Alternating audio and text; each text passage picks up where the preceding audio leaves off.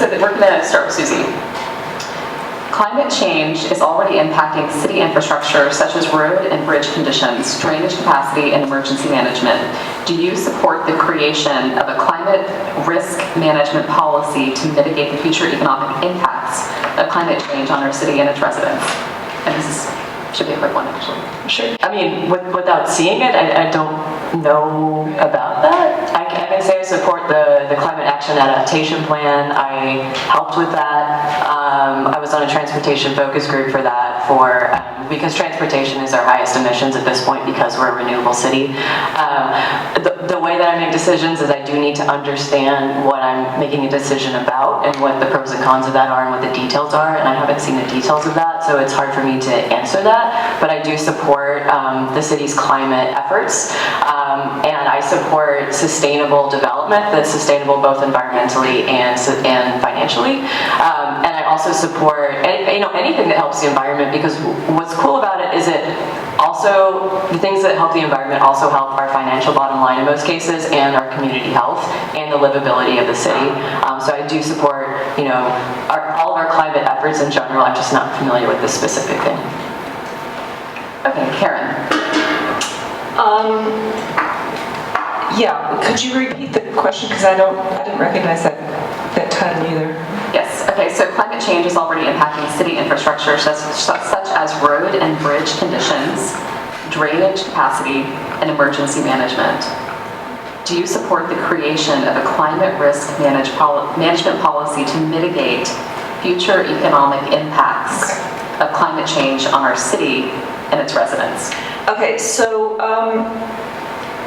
there was an ordinance in 2022 that called for the creation of a climate action plan, and we hired consultants.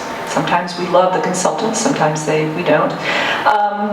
And they came up with an 86-page climate action plan, which was then sort of gutted by City Council. It's now down to 17 pages plus an appendix. And it was never implemented. The short one that is currently on the books is very, very vague, and it doesn't really explain what would happen if we didn't do various things. So I would propose actually going back to the 86-page one. It's very detailed, it's very thorough. And then actually implementing it. It has sort of 3 areas of goals. There's transportation, there's buildings, and there's land use, but there's also an overarching goal of reducing our energy use. And since we have our own utilities, that's a pretty important goal for us. So I think we need to go back to that original climate action plan and actually implement it, rather than the one that was sort of gutted, and that's the one that was adopted in August 2024. I believe, though, don't hold me to this, I believe that the original one does have a kind of toolkit like you were talking about, but I'm not going to go to the mat on that, but I believe that is in that original document. Thank you. Judy, the last part of that question is, do you support the creation of, and can you repeat that? Yes. The creation of what? Do you support the creation of a climate risk management policy to mitigate future economic impacts of climate change on our city and residents? Yes, I mean, I agree, honestly, with a lot of what Karen said. I mean, we do have a plan. It's just, are we following the plan?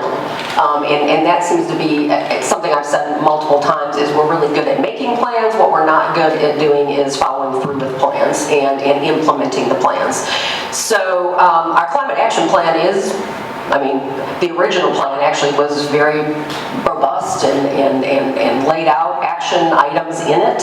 I don't think we did a very good job of following through. I think we're just getting started now on some of those action plans in there. So, it's kind of a yes and no thing. Do we need something else created? Probably not. Do we need to implement what we have? Absolutely. What also, because we already have issues going on, it matters what we decide on too, with regard to growth and development. That has to be top of mind of how will that impact things going forward. if we're, cutting into our environmentally sensitive areas with impermeable surfaces, et cetera, how is that leading into what is already a drainage problem caused by a multitude of things? So, thank you. Thank you.